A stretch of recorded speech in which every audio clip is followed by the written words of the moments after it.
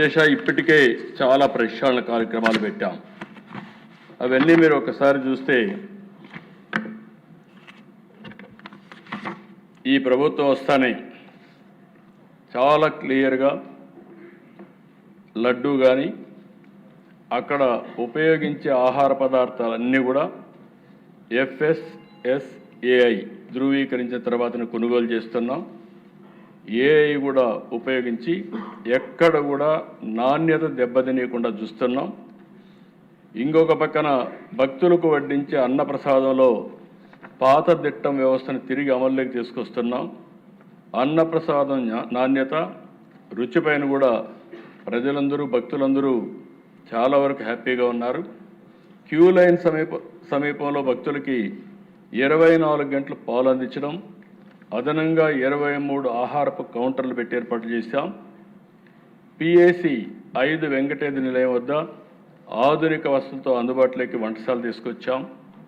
భక్తుల వసతి కోసం ఇచ్చే గదులు, కాటేజీలు, దర్శనం స్లాట్ ఆధార కేటాయింపులు తీసుకొచ్చాం.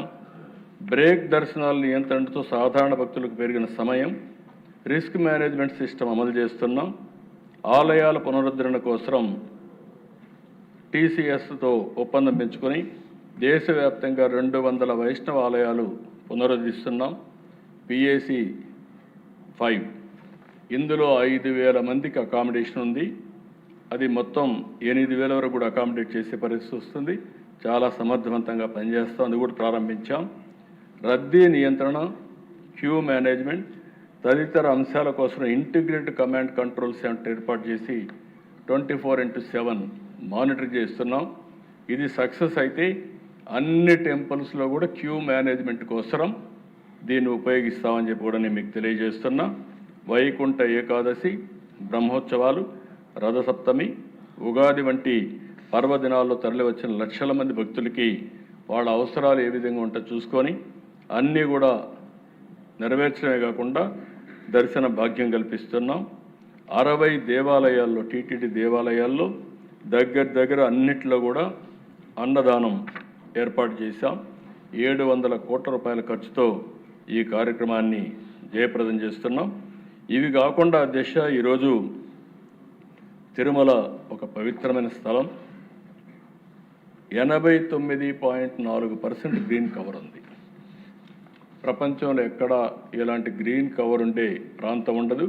నేను ఎప్పుడు పోయినా కూడా రాత్రిలో ఎప్పుడైనా నేను రివ్యూ చేస్తానంటే ఫస్ట్ ఈ గ్రీన్ కవర్ గురించి, పచ్చదనం గురించి రివ్యూ చేస్తాను. ఒకప్పుడు మీరు చూస్తే కొండపైన అన్నీ కూడా రాళ్ళు ఇవన్నీ ఉంటే ఈరోజు పచ్చంగా చాలా బ్యూటిఫుల్గా వచ్చే పరిస్థితి వచ్చింది. ఇందులో 3.5 ఎకరాల్లో దివ్య ఔషధ వనం కూడా ప్రాజెక్ట్ ప్రారంభిస్తున్నాం.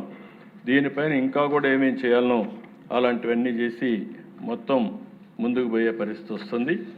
ఇది కాకుండా ఈరోజు FSSAI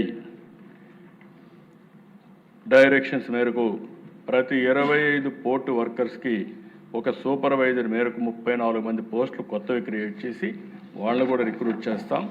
మొత్తం ప్రక్షాళన ప్రారంభమైంది. ఈ ప్రక్షాళన ముందుకు తీసుకెళ్తాం. ఆ రోజు ఎన్టీ రామారావు గారు ప్రారంభించిన అన్నదానం, ఆ అన్నదానం ఈరోజు ఎంతమంది భక్తులు వచ్చినా అన్ని టెంపుల్స్లో కూడా అన్నదానం పెట్టే పరిస్థితికి వచ్చాం. దీన్ని కొనసాగిస్తాం. రెండోది నేనే ప్రారంభించాను ప్రాణదానం ప్రారంభించి తిరుమలకు పోయేటప్పుడు నా మీద దాడి జరిగితే సాక్షాత్ వెంకటేశ్వర స్వామి ప్రాణ పెట్టాడు. ఇది కూడా కొనసాగిస్తాం. దీనివల్ల తిరుపతిలో సిమ్స్ కానీ, రోయా కానీ, బర్డ్స్ హాస్పిటల్ కానీ ఇవన్నీ కూడా ఇంటిగ్రేట్ చేసి అది ఆ హాస్పిటల్ అన్నీ ట్రస్ట్లో వస్తాయి. కానీ ఇవి TTD ఆధ్వర్యంలో పెట్టి ఇవన్నీ కూడా ప్రాణదానం కింద మొత్తం ఇంటిగ్రేట్ చేస్తాం. రెండోది శ్రీవారి సేవకులు కూడా ఒక కాన్సెప్ట్ పెట్టాం. ఇప్పుడు శ్రీవారి సేవకులు చాలా బాగా పనిచేస్తున్నారు. వాళ్ళందరినీ ఇంటిగ్రేట్ చేసి దేవునికి సేవ చేయడం, శ్రీవారి సేవకులు ఇక్కడికి వచ్చినప్పుడే కాకుండా వాళ్ళ ఊర్లో కూడా టెంపుల్లో శ్రీవారికి వెంకటేశ్వర స్వామికి సేవలు చేయడం, వాళ్ళకందరికి అక్రిడేషన్ మెయింటైన్ చేసి వాళ్ళని ఇక్కడ శ్రీవారికి సేవకు ఏదైనా అవసరమైతే వాళ్ళని ఉపయోగిస్తాం.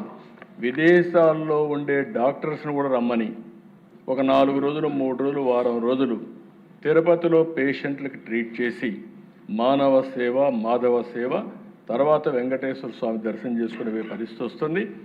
దేశం మొత్తం 5,000 దేవాలయాలు, వెంకటేశ్వర స్వామి దేవాలయాలు, వైష్ణవ దేవాలయాలు కట్టే బాధ్యత తీసుకుంటాం. దాన్ని కూడా పూర్తి తీసుకెళ్తాం.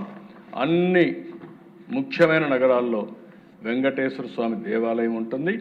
ప్రపంచంలో హిందువులు ఉండేది ఇక్కడంతా కూడా వెంకటేశ్వర స్వామి దేవాలయం ఉంటుంది. ఈ 4 ప్రోగ్రామ్స్ పెట్టుకున్నాం. అన్నదానం, ప్రాణదానం, శ్రీవారి సేవకులు, దేవాలయాల నిర్మాణం. ఈ 4 ప్రోగ్రాంలు పెట్టుకొని ముందుకు పోతున్నామని చెప్పి కూడా నేను మీకు తెలియజేసుకుంటూ, ఏది ఏమైనా వెంకటేశ్వర స్వామి పవిత్రత కాపాడుతాం. హిందూ మనోభావాల్ని కాపాడే బాధ్యత తీసుకొని ఈ ఎన్డీఏ ప్రభుత్వం ముందుకు పోతామని మరొక్కసారి విజ్ఞప్తి చేస్తూ నమస్కారాలు. Thank you.